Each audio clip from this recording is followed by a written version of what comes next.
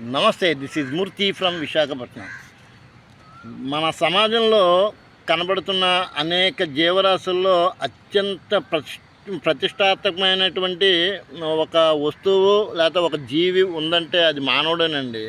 అంటే భగవంతుడు సృష్టించిన అనేక జీవరాశుల్లో ఈ అంటే ఎన్నో కోట్ల జన్మల తర్వాత ఈ మానవ జన్మ అనేది వచ్చిందంట. దీని తర్వాత ఇంకేం లేదు. ఈ జన్మలో మనం చేసుకున్న పాపపుణ్యాలను బట్టి శివైక్యం చెందుతామా, మళ్ళీ లేదంటే ఈ భూలోకంలో ఉంటామనేది జరుగుతుంది. ఈ నేపథ్యంలో చూడండి, ఇక్కడ మీరు చూస్తున్నారు కదా, ఇది ఒక మొక్క. ఈ మొక్కకు పూచిన పువ్వు ఇది. అంటే చూడండి, మన శరీరానికి అంటే మనం ఒక మనిషిని చూసామనుకోండి, ఆ యొక్క వ్యక్తిత్వం అనేది చూసే చూపుని బట్టి ఉంటుంది అంటూ ఉంటారు. అంటే చూడడానికి ఒక రకంగా ఉంటుంది ఒరిజినల్గా, అంటే పైకి కనిపించేదంతా ఒక రకంగా ఉంటే లోపల వేరేగా ఉంటుంది.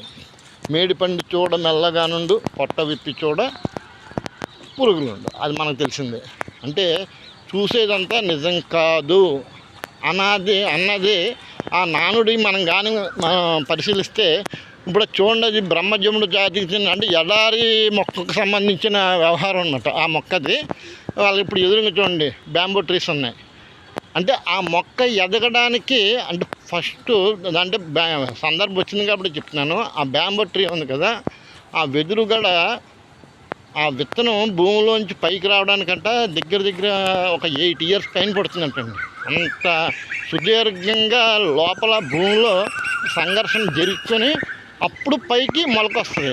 అంటే చాలా లేట్ అనమాట. ఒక్కొక్కటి మన జనాలు చూడండి, ఏ ఆవాలు కానీ మెంతులు కానీ కొత్తిమీర అటువంటి మన భూమి మీద వేసామనుకోండి, అంటే విత్తనం నాడితే ఒక 1 day 2 daysలో మొలకొచ్చేస్తూ ఉంటుంది. కానీ ఆ వెదురు బొంగు మాత్రం దగ్గర 8 years పడుతుందంట భూమిలో ఆ విత్తనం నాటడానికి అంటారు. మరి నాకు స్వయంగా తెలీదు.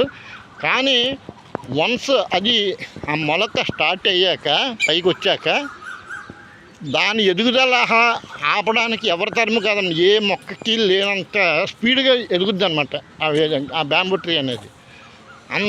అంటే ముందు అంత సంఘర్షణకు గురైంది కాబట్టి, అంత ఒత్తిడి గురైంది కాబట్టి తర్వాత ఎదుగుదల అనేది అంత బాగుంటుంది. ఆ రకంగా ప్రతి వ్యక్తికి, ప్రతి ఒక్క వస్తువుకి, ప్రతి మొక్కకి ఒక్కొక్క విభిన్న లక్షణాలు కలిగి ఉంటాయి. ఆ నేపథ్యంలో ఇప్పుడు మనం చూసింది ఏంటంటే, ఎడారి మొక్క బాడీ అన్నీ ముళ్ళు ఉన్నాయి, కానీ ఆ పువ్వు చూసారు అంత అందంగా ఉందో.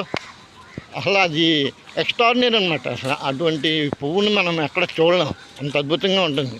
అలాగే మనుషుల్లో కూడా వ్యక్తిత్వాలు పైకి మాట్లాడినంత సున్నితంగా ఉండవండి. పైకి మాట్లాడేది ఒకటి, లోపల ఉన్నది ఒకటి. అంతర్లీనంగా శోధించి సాధిస్తేనే అసలైన ఫలితం అనేది దొరుకుతుంది.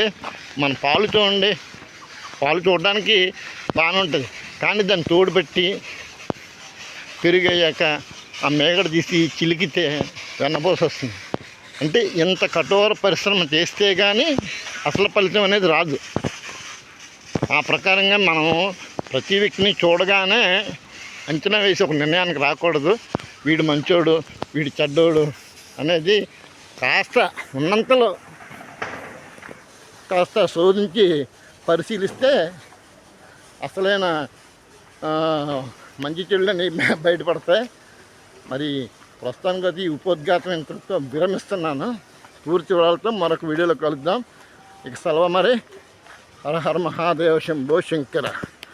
ఓం నమ శివాయ. నమో నారాయణ నమః.